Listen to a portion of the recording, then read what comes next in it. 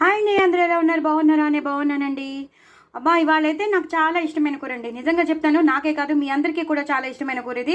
ఎందుకంటే దొండకాయ. దొండకాయ అంటే అసలు ఇష్టపడని వాళ్ళు ఉండరు. దొండకాయ అంటే చాలా మందికి ఫేవరెట్. చాలా చాలా చాలా చాలా మందికి 99.9% ఇంకా ఎక్కువ వేసేసుకుంటే కూడా వేసేసుకోవచ్చు.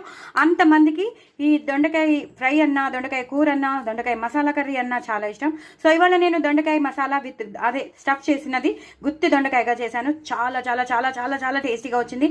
దీని రెసిపీ నేను మీకు షేర్ చేస్తున్నానండి. తప్పకుండా చూడండి, చేసుకోండి. నేను ఏమేమి మసాలా పౌడర్స్ కలిపాను, ఎలా చేశాను అంతా మీకు తెలిసిపోతుంది. బట్ వెరీ వెరీ టేస్టీ అండి. చాలా చాలా టేస్టీగా ఉంది. నిజంగా చూస్తుంటేనే నవ్వనవలు ఆడిపోతున్నాయి. చూసారా? ఎప్పుడైనా గుత్తి వంకాయలు నవనవలు ఆడడం చూశాను, కానీ ఇలా దొండకాయలు కూడా నవనవలు ఆడిపోయి అదిరిపోయిందండి. నేను కొంచెం నెయ్యి వేసుకొని చూపిస్తాను కలుపుకుని. చాలా చాలా టేస్టీగా ఉంటుందండి. దీన్ని ఇలాగే గుత్తి దొండకాయగానే తినాలి.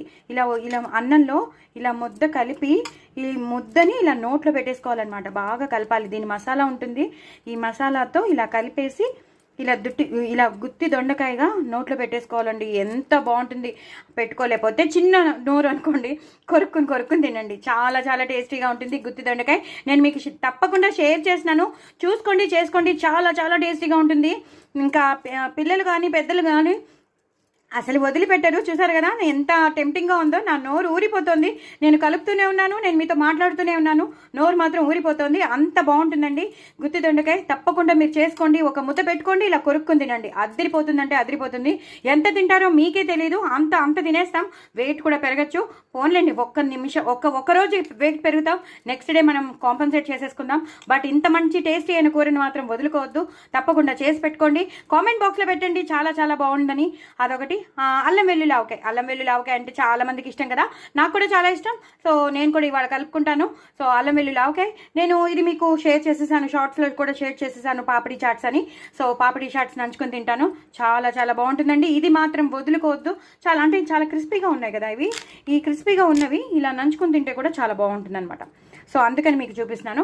సో డూ ట్రై ఇట్ అండి. నా ఛానల్ మాత్రం సబ్స్క్రైబ్ చేసుకోవడం అస్సలు మర్చిపోవద్దు. పిల్లలకి ఇలాగే గుత్తి దొండకాయ కిందే పెట్టేసేయండి. వాళ్ళు టీవీ చూస్తూ ఏం తింటున్నారో కూడా తెలియదు, మళ్ళీ కలపమ్మ అంటారు. నిజంగా చెప్తున్నాను, అంత టేస్టీగా ఉంటుంది. సో డూ ట్రై ఇట్ అండి. నేను పంపిస్తున్నాను కాబట్టి తప్పకుండా రెసిపీ పంపిస్తున్నాను, చూసుకోండి, చేసుకోండి. చాలా చాలా టేస్టీ అయినది. ఇప్పుడే సబ్స్క్రైబ్ చేసేసుకొని చూసుకోండి, లేకపోతే మిస్ అయిపోతారు. స్కిప్ చేయకుండా చూసుకోండి, అన్నీ మీకు తెలిసిపోతాయి. ఓకేనా అండి? నా ఛానల్ మాత్రం సబ్స్క్రైబ్ చేసుకోవడం అస్సలు మర్చిపోద్దు. నా ఛానల్ని ప్రమోట్ చేయండి, షేర్ చేయండి. నలుగురికి పక్కన ఉన్న గంట సింబల్ని టపీమని కొట్టేయండి. ఓకేనండి? నా ఛానల్ మాత్రం సబ్స్క్రైబ్ చేసుకోండి. బాయ్ అండి.